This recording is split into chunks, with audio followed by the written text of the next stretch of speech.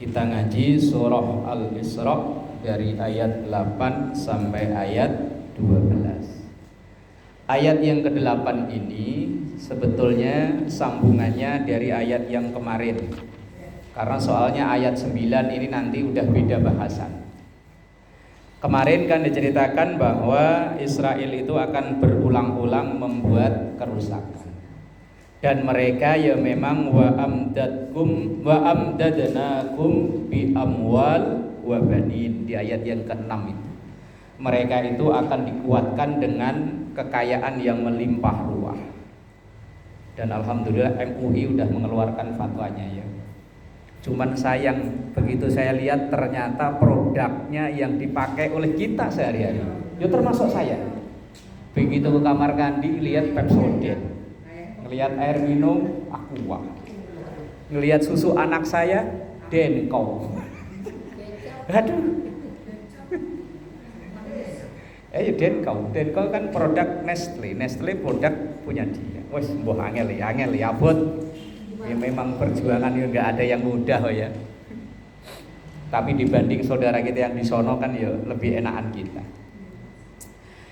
Nah, ayat yang sekarang ini asa rabbukum ayyarhamakum. Walaupun kurang ajarnya kayak begitu, kalau memang kamu mau tobat, asa rabbukum ayyarhamakum. Semoga moga rabbukum Tuhanmu ayyarhamakum memberikan rahmat kepadamu. Walaupun kalau kita ngelihat di TV kekejamannya kayak begitu, kalau memang mau tobat masih ada harapan. Asa rabbukum ayyarhamakum. Moga-moga Tuhanmu memberikan rahmat kepadamu. Sekurang-kurang ajarnya orang, sebiadab-biadabnya, asal masih taubat, masih mau taubat, ada harapan untuk diampuni. Innallaha yaqbalu taubatal abdi malam yughargir. Allah akan menerima taubat seorang hamba malam yughargir, selama napas belum sampai tinggal di tenggorokan. Kalau napas udah tinggal Senin sama Kamis, Selasa, Rabu libur, nah, itu udah nggak ada ampunan udah. Kayak Fir'aun ketika udah kelelep di laut, itu kan dia niatnya mau tobat juga kan, cuman udah telat. Amantu bi Rabbi Musa wa Harun. Kalau begini ceritanya saya ya iman sama Nabi Musa sama Nabi Harun, cuma udah telat. Nyawanya udah tinggal di sini. Asal belum nyampe di sini, biar orang itu wis pokoknya pol lah. Tapi kalau mau dia tobat, diampuni oleh Allah. Termasuk orang Israel ini juga masih ada harapan, asal dia masih hidup dan mau tobat. Maka kalau kita mendoakan saudara-saudara kita yang dalam tanda kutip ya kurang ajarnya kayak begitu, ya moga-moga tobat, moga-moga dapat hidayah. Tapi kalau udah mati selesai, udah nggak ada harapan lagi, udah mati. Kan di ayatnya yang kita hafal, Rabbana ighfir lana wa li ikhwanina alladzina sabaquna bil iman, bahwa kita mohon ampun pada Allah untuk diri kita, untuk saudara-saudara kita yang mendahului kita alias yang meninggal duluan, bil iman, dengan membawa iman. Tapi kalau meninggalnya enggak membawa iman, selesai. Walaupun itu keluarga terdekat kita atau bahkan mungkin ya keluarga yang sedarah dengan kita. Tapi kalau masih hidup, masih ada harapan. Yuk kita doakan semoga dapat hidayah. Wa in udna.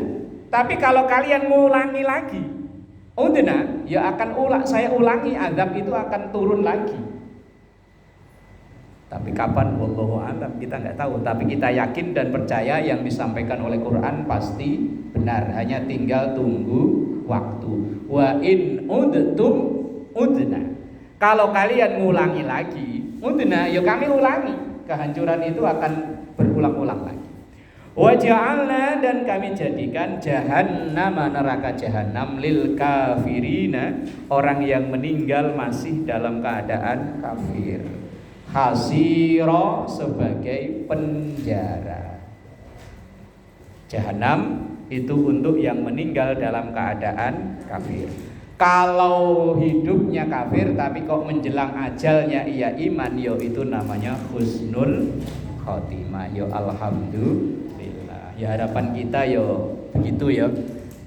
Siapapun orang-orang yang belum dalam keadaan iman, harapan kita dalam keadaan iman. Nah, ayat ke-8 ini selesai bahasan tentang orang-orang Israel. Sekarang kita masuk bahasan baru di ayat yang ke-9. Inna hadzal Qur'an, bahwa sesungguhnya Qur'an ini, berarti kan ini ya. Kalau hadza itu berarti ini, kalau dzalika itu. Dzalikal kitabu la raiba fi. Berarti itu kesannya kalau dzalika itu jauh, tapi kalau ini itu dekat. Hadza itu artinya ini. Inna hadzal Qur'an, sesungguhnya Qur'an ini nih yang kita pegang masing-masing ini, yahdi, memberikan arahan, memberikan petunjuk, lillati hiya aqwam, untuk orang-orang yang mau lebih lurus. Quran ini menjadi, kalau ibarat orang pelaut apa, navigasi. Kalau kita orang jalan tapi nggak tahu arah, map. Mapnya itu Quran. Kalau Quran suruh belok kiri, gitu. Nyuruh Quran belok kanan. Cuma kadang kitanya yang nggak bisa baca mapnya, kemudian map yang disalahin. Nah, iya, kadang kita yang disalahin. Ini saya pernah, Bu, ada acara di daerah Cibarusa, Cikarang. Itu yang salah saya. Saya nggak ngelihat dulu itu ada gambar motor sama mobil. Lah saya nggak mencet lagi, pokoknya yang kemarin makainya motor ya saya pakai motor lagi. Begitu jalan ke Saji Barusa, kok dari tadi diarahin jalan kecil mulu ya. Begitu hampir nyampe tempat, saya penasaran, buka HP lagi. Yang dipencet gambar motor. Berarti saya yang salah kan, saya kan, bukan mapnya kan, saya yang salah. Begitu saya alihkin thread gambar mobil, ya udah diarahin ke jalan yang besar. Lah kadang kita terhadap Quran ya begitu. Quran ngarahinnya udah bener, cuman kitanya yang ngotot. Dulu dibilangin, kalau milih pemimpin itu yang seiman. Kita ngotot, nggak seiman tapi kalau baik. Ngototnya kita kan gitu ya. Kalau ibarat pakai map, wah map mah ngaco, ini mau nyuruh ke kanan, kiri lah. Nah kita seringnya begitu, terhadap Quran itu seringnya begitu kita itu. Padahal Quran ini yang yahdi lillati hiya aqwam. Quran itu yang akan memberi petunjuk, arahan bagi orang-orang yang benar-benar mau di jalan yang lurus. Seperti doa harian kita yang sehari berulang-ulang, ihdinas siratal. Nah itu kan doa kita kan itu ya. Sehari berapa kali kita baca? 17 itu yang wajib, ya kan? Yang wajib 17, yang enggak wajib qobliyah, ba'diyah, duha, tahajud, syukur, wudu. Itu dalam sholat. Yang di luar sholat, kita ngaji ini dari tadi mulai ngaji sampai nanti selesai berapa kali? Udah terus berkali-kali. Belum lagi misalnya kalau diundang acara tahlilan, ila hadrati al-Fatihah. Apalagi kalau budaya di daerah saya, daerah Bojong sono. Kalau yang dikirim doa itu 20 orang, maka baca Fatihahnya 20 kali. Lah kalau di sini kan kadang dibaca 20 baru Al-Fatihah sekali. Sono mah enggak. Saya pernah ditegur, "Ustaz, ini baca Fatihahnya kalau satu roh, satu." Oh, gitu ya wes. Saya ikutin budaya mereka begitu, saya ikutin. Lah kalau kayak gitu kan berulang-ulang kali ya, dalam sehari berpuluh-puluh kali kita mohon pada Allah, ihdinas siratal. Nah, berulang-ulang kali. Dan itu fungsinya Quran, yahdi lillati hiya aqwam. Karena Quran ini menjadi navigasi, menjadi map, ya syaratnya kita harus percaya dulu, yakin dulu. Lah kalau nggak yakin, ya kayak tadi, apa iya benar begini? Repot. Harus yakin. Walaupun kadang keyakinan kita itu mengalahkan logika kita. Misalnya ibu kalau ditanya, pahala atau siksa itu ada nggak? Pahala, dosa apa pahala? Ada ya. Yakin ada? Udah pernah lihat? Belum. Lah kok yakin? Kok yakin kalau ada? Lah iya, kok yakin kalau pahala itu ada, dosa itu ada? Yang menyebabkan kita yakin itu apa? Oh, dari Quran. Hudzalikal kitabu la raiba fi hudallil. Dalam Quran itu la raiba fi, kita enggak boleh ragu sedikit pun. Yang mengabarkan adanya pahala, adanya dosa itu Quran. Yang mengabarkan adanya siksa kubur, nikmat kubur, surga, neraka itu semuanya Quran. Kalau kayak kita pakai akal, akal kita belum jangkau kok, belum pernah lihat pahala itu bentuknya kayak apa? Apa lonjong, apa bulat, apa gepeng? Ya nggak tahu kita. Tapi kenapa percaya? Yang mengabarkan Quran. Inna hadzal Quran yahdi lillati hiya aqwam. Orang yang pengen jalannya lebih benar ya pedomannya Quran. Lah orang berpedoman itu ya syaratnya harus yakin yang dikabarkan Quran itu pasti benar, termasuk kejadian yang ayat sebelumnya yang akan menimpa orang-orang Israel. Ya yakin, kita yakin, cuma kapan? Wallahu a'lam. Kita nggak tahu. Akal kita nggak nyampe. Kita percaya adanya kiamat, tapi kiamat kapan? Ya kita nggak tahu. Jangankan kita ya orang biasa. Rasulullah aja ketika ditanya kapan itu kiamat, beliau nggak pernah jawab. Beliau paling hanya ngasih tahu tanda-tandanya.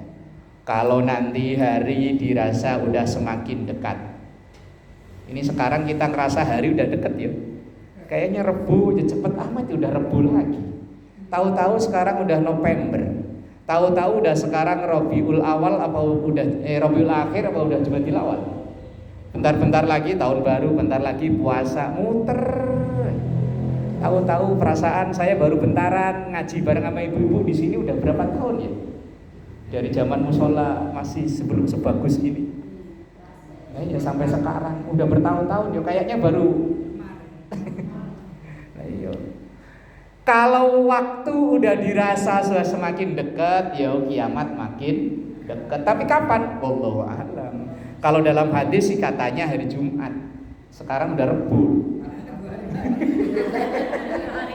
Lah iya. Lah kalau dalam hadis kan Jumat ya? Iya, ini udah Rebu. Kamis besok. Tapi Jumat kapan kan kita nggak tahu. Wallahu a'lam bishawab. Cuman kita yakin bahwa itu pasti ada. Kenapa kita yakin? Karena yang mengabarkan Quran.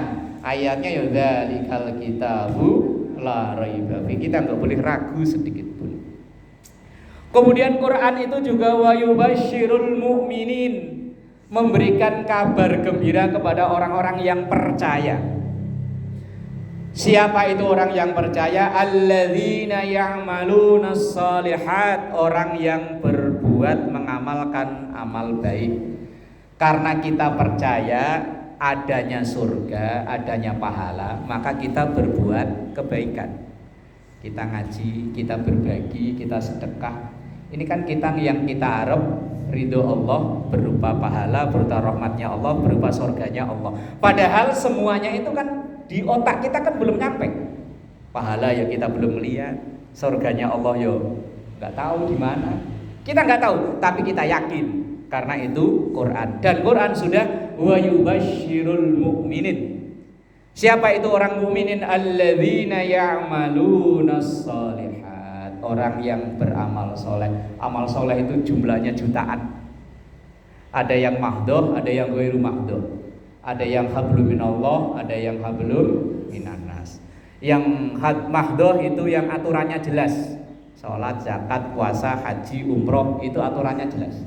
Tapi yang ghairu mahdoh itu kayak kita kerja, dagang, ngurus rumah tangga, didik anak, baik rukun dengan tetangga kanan kiri. Ya itu semuanya amal soleh. Jutaan jumlahnya. Annalahum, sesungguhnya bagi mereka yang dimaksud adalah al-mu'minin, ajron, pahala, kabiron, yang besar. Syaratnya ya harus percaya dulu, yakin dulu. Maka yang wajib itu rukun iman dulu, baru rukun Islam dan seterusnya. Kemudian wa annal ladzina la yu'minuna, dan sesungguhnya orang-orang yang tidak percaya bil akhirati, dengan akhirat. Karena mereka tidak percaya dengan akhirat, ya mau ngapain ya suka-suka dia, wong enggak percaya. Enggak percaya surga, lah ngapain sholat enggak percaya surga? Mabuk, lah bodo amat enggak percaya adanya neraka. Lah kalau enggak percaya, a'tadna, kami siapkan lahum untuk mereka adzaban, siksa aliman, yang menyakitkan. Itu kata aliman pakai huruf alif ya, artinya menyakitkan. Tapi kalau pakai huruf ain, aliman, itu artinya orang yang berilmu. Itu kan ayat 10, itu kan aliman pakai huruf alif. Alif artinya aliman, itu menyakitkan. Maka kalau kita para alim itu berarti para orang yang menyakitkan. Kalau alim pakai ain artinya orang yang berilmu. Sama kayak aziz. Aziz itu artinya perkasa. Kadang orang kan ada orang dikasih nama Aziz ya. Tapi kalau huruf za yang tengah diganti huruf jim, ajiz, artinya loyo. Kebalikannya. Kalau Aziz artinya kuat, perkasa. Roso-roso, kayak Mbah siapa dulu? Yang iklan ini roso-roso, Mbah Marijan. Tapi kalau huruf za yang tengah itu diganti dengan huruf jim, dibaca ajiz, itu artinya lemes, luyu, apalagi letoy, lunglai. Kebalikannya, padahal bacanya beda dikit. Yang satu aziz, yang satu ajiz. Kayak ini alim sama alim. Kalau alim pakai ain artinya orang yang berilmu, tapi kalau alim menyakitkan. Kalau dibilang oh dia mah orang alim, berarti orang penyakitan. Kalau alim lah itu orang berilmu. Kalau alim pakai ain, berilmu. Makanya orang Jawa itu supaya beda antara alim apa ain, ainnya sampai dirubah jadi nga. Yo ngalim. Orang kampung saya kalau nyebut para kiai nyebutnya orang wong ngalim.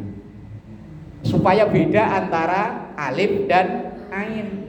Ya orang yang seumuran emak saya kalau ngucapin ain ya nga.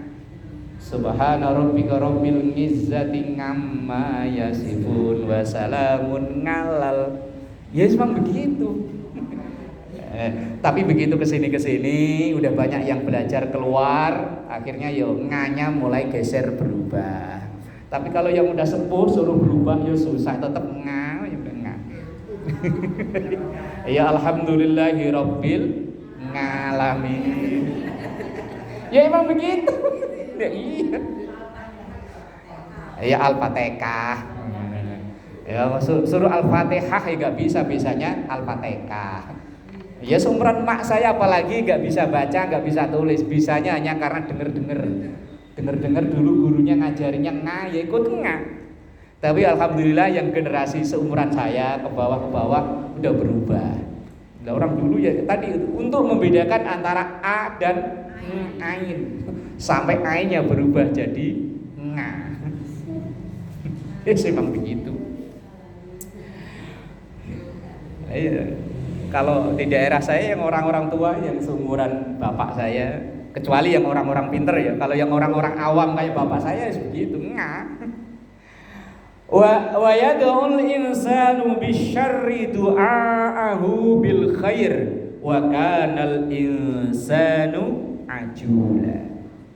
Wa yad'ul insan, dan orang itu kadang berdoa bisyarri, dengan doa justru yang buruk. Lah ini kadang kita sering loh, secara nggak sengaja gitu kita sering mendoakan diri kita, keluarga kita dengan doa buruk. Doa itu kan nggak mesti harus angkat tangan madhep mulon ya. Kita ngomong sengomong-ngomongnya itu kadang bisa jadi doa. Loh ini saya amati di saya sendiri Bu. Dulu waktu saya bangun rumah itu ada tukang mangga lewat. Begitu saya beli, ada tetangga yang nanya, Mas, beli mangga? Iya Pak, lah buat adem-ademan. Omongan saya buat adem-ademan. Sampai sekarang udah hampir 7 tahun belum berbuah. Tapi daunnya, sampai Depan saya itu baru 3 tahun 4 tahun buahnya udah banyak. Yang samping kiri saya itu sama.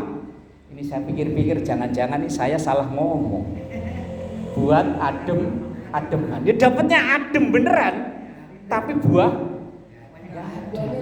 enggak. Ya sampai sekarang. Udah kata orang bacok-bacokin Pak pohonnya udah. Beliin pupuk Kak, yang di pojokan Islamik sampai sekarang udah nggak ada itu Kang Taman. Saya beliin pupuk yang katanya pupuk buah.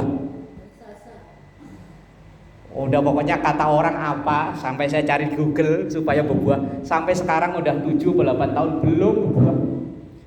Tempo hari saya kesel, atasnya saya tebang separuh. Siapa tahu kembang. Yo temen dapat subur doang. Ternyata omongan itu doa. Lah ini dalam ternyata Qur'annya yo ada wa yad'ul insanu bisyarri. Kadang orang itu doanya ya malah buruk.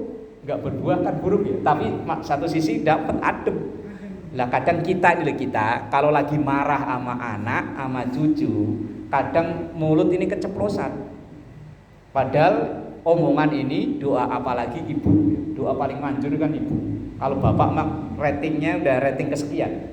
Ibu, misal anak kok begadang, pulang-pulang kadang sampai tengah malam, kadang lewat. Kemudian yang namanya emak kadang kan ya marah ya. Begitu marah, begadang mulu, mau jadi apa kamu? Mau jadi preman? Lah nanti kalau jadi preman beneran itu kan manjur omongan emaknya kan? Iya apalagi emak ya. Emak itu kan omongannya paling manjur. Nah, ternyata Qur'annya ya begini, wa yad'ul insanu bisyarri. Kadang orang itu sering berdoa dengan keburukan. Kadang mohon maaf ya. Yo kebetulan memang kita lagi kurang beruntung. Lah kemudian kalau kita ngomong kalau begini mah apes. Ya apes beneran. Lah iya misal ada yang dagang atau apa, yang dagang es lah umpama. Begitu dagangnya jadi lah kok malah mendung gelap. Lah terus kita ngomong, wah hujan apes ini mah dagangan kalau begini mah. Apes beneran. Wong itu doa kok. Doa itu enggak harus madhep ngulon Allahumma, enggak harus hanya itu. Omongan sehari-hari kita ini bisa jadi doa. Misal cucu yang aktif langsung ini nakal beneran. Makanya saya istri terus yang ngomong anak saya bilangin, biar itu bocah kayak apa jangan nyebut kata-kata yang nggak baik, karena itu doa. Bilang aja. Makanya kalau di parenting itu kan seri pendidikan ke anak itu kan jangan mengucapkan kata kasar, jangan mengucap kata yang tidak baik, walaupun itu ya tadi kayaknya dalam keadaan marah. Ya kayak tadi lo mau jadi preman kamu, ntar jadi preman beneran. Nah, iya. Misalnya anak kita naik motor, jangan kenceng-kenceng tertabrak angkot. Mulut tabrak angkot. Beneran. Yang salah siapa? Ya maknya yang ngedoain. Ya nasehatin aja pelan-pelan, gak usah ditambahin tabrak angkot. Nanti jatuh, jangan ditambahin kata jatuh. Ya hati-hati, udah aja gitu aja, jangan hati-hati, pelan-pelan ntar nyemplung got. Nah, siapa tahu nyemplung gotnya itu dihitung sebagai doa, itu yang bahaya. Apalagi ibu ya. Ini kan ibu ya, kalau saya sih bapak. Ibu. Nah, ya biar nenek-nenek kan ibu juga kan. Ya iya, kan punya anak. Misalnya mohon maaf ya, biasanya kan kalau udah seusia ibu ini kan kadang mengeluhkan anak yang non jauh di sana yang nggak pernah berkirim kabar, entah lewat telepon, entah lewat ini anak kemana sih ini udah nggak ada berita, udah lupa, ntar kalau lupa beneran. Lah iya makanya ini mulut ini kan ya tadi itu omongan itu adalah doa. Ya mungkin kita berhusnudzon anak yang jauh di sana entah seminggu, 2 minggu biasanya nelpon kok enggak. Oh mungkin lagi sibuk. Jangan mengucap kata-kata yang tadi. Ini doa masalahnya. Wa yad'ul insanu bisyarri. Kadang orang itu doa dengan doa yang buruk. Doa'ahu bil khair, tapi juga doanya kadang yo baik itu tadi. Dulu guru ngaji saya yang waktu ngaji baru ngaji Quran itu kalau ada muridnya yang agak dedel, kalau orang Jawa itu dedel itu apa ya? Bebel. Itu seringnya dipukulin ininya. Oh, saya doain kamu jadi kiai. Padahal itu terkenal bocah itu agak bebel. Bebel kalau orang sini apa ya? Bodoh, enggak pinter. Ngajinya yang lain misalnya udah ekor 6, dia ekor 1 enggak pindah-pindah. Itu sering begini. Dipukul ininya. Ayo saya doain. Loh, ternyata sekarang dulu yang bocah terkenal begituan itu. Ya sekarang rata-rata jadi orang hebat. Ini kan doa-doa baik, walaupun saat itu kayaknya apa iya bocah kayak gitu bisa jadi orang pinter. Yang lain udah ikro 6, dia ikro 1 gak pindah-pindah. Yang kalau zaman dulu kan belum ada ikro. Yang lain udah naik Quran, dia masih turutan. Dulu kan turutan namanya ya. Oh tapi doa nggak harus Allahumma, ya kadang di makanya kalau semarah-marahnya ibu misalnya sama cucu sama anak ya gitu, saya doain jadi RT lu. Lah ya RT kan ya lumayan. Lah iya pejabat paling depan kan RT. Ya biar mau dia jadi DPRD kalau nggak ada surat jadi dari RT nggak bisa kan? Nggak bisa. Dia harus minta surat ke kelurahan, nggak kelurahan baru terima kalau ada rekomendasi dari RT. Itu doa. Wa kanal insanu ajula. Dan orang itu rata-rata ajula. Ajula itu terburu-buru. Pengennya cepet. Lah kita kalau doa itu kan pengennya cepet ya.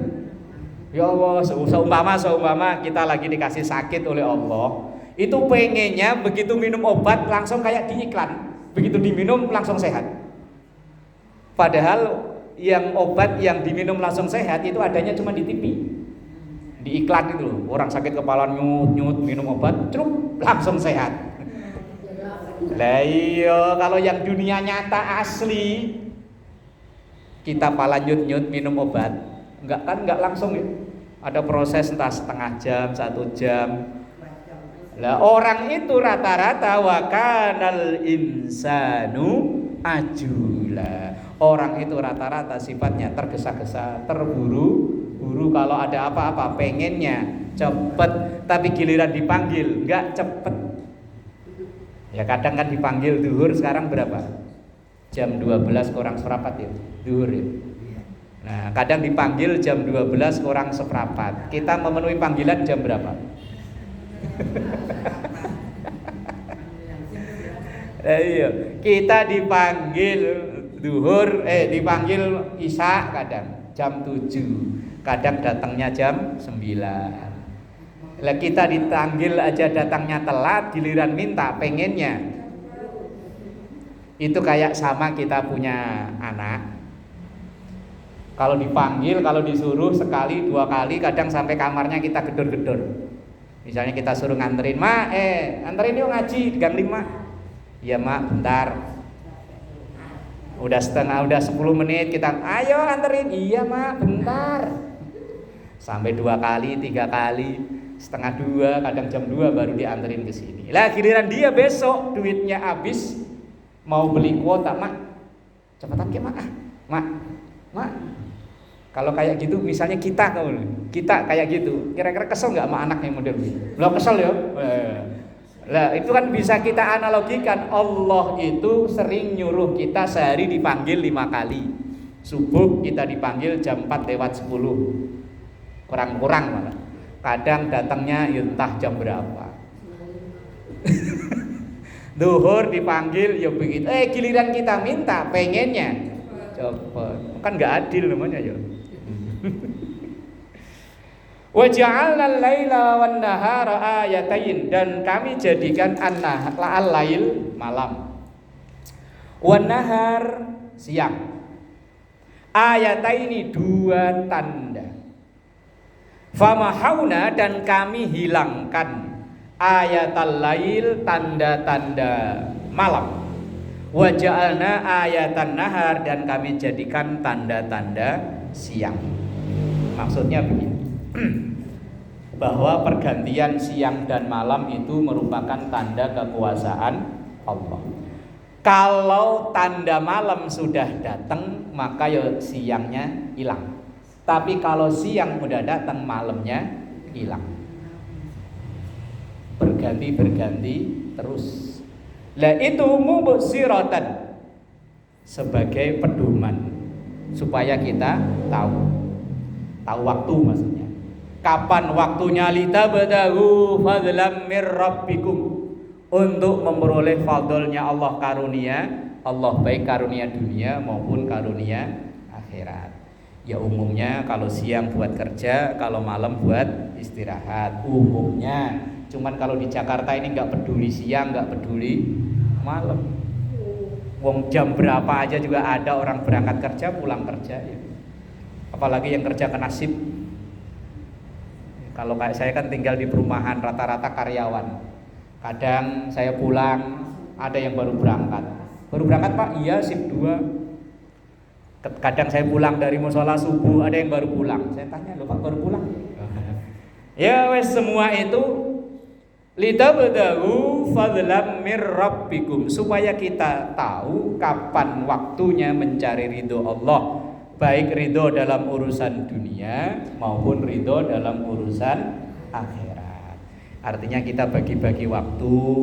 Ada kalanya ya memang untuk ibadah, ada kalanya ya untuk keluarga, ada kalanya untuk kerja kalau yang masih sibuk kerja. Walita'lamu adadas sinin, dan untuk mengetahui hitungan tahun, pergantian tahun, baik tahun Qamariyah maupun tahun Syamsiyah, baik tahun Hijriyah maupun tahun yang satunya ini yang nasional. Wal hisab, dan hitungan atau hisab, yang kalau Syamsiyah si paten ya. Ya setiap tahun kan begitu-begitu aja, tapi kalau Qamariyah kadang berubah-ubah sesuai dengan bulan. Cuma walaupun berubah-ubah, aslinya bisa kita tandain bahwa setiap tahun, kalau tahun Hijriyah itu berkurang 11 hari. Misalnya sekarang nih, kok Lebaran Idul Fitri itu tanggal 20 April umpama ya, maka tahun depan dikurangi 11, berarti jadi tanggal 9 April. Aslinya ngitungnya gampang, cuman lah kok ada sidang isbat, kadang ada anggaran kok. Ngitungnya gampang, Ibu bisa ciriin dah. Misalnya ini tahun ini nih tanggal 20, tahun depan itu tanggal 9. Misalnya tanggal 20 April, tahun depan tinggal kurangi 11. Tanggal 9 berarti tahun depannya lagi tinggal kurangi 11 lagi terus. Ya patokan, tapi yo tidak pasti benar ya, tidak pasti. Tetapi rata-rata yo seperti itu. 11 hari. Bedanya 11 hari dalam setiap tahun. Itu kalau dalam ilmu apa ya, dulu zaman sekolah itu ada ilmu apa namanya? Ilmu falak kalau di pesantren. Kalau di sekolah umum apa dulu ya? Geografi apa ya? Nah, itu ada kok, hitungannya ada. Ada, dulu ada, saya ingat saya ada. Liya'lamu adadas sinina wal hisab wa kulla syai'in fassalnahu tafsila, dan setiap itu semua fassalnahu telah kami rinci, kami jelaskan, tafsila dengan sebenar-benarnya penjelasan. Udah dijelaskan, cuman ya kadang keterbatasan ilmu kita yang membatasi pengetahuan kita, sehingga banyak yang kita belum tahu. Makanya walaupun umur udah segini ya kita nggak berhenti belajar. Ini dalam rangka untuk mencari fassalnahu tafsila, sesuatu yang dijelaskan oleh Allah dengan sejelas-jelasnya. Wallahu a'lam bissawab. Al-Fatihah. A'udzubillahi minasyaitonir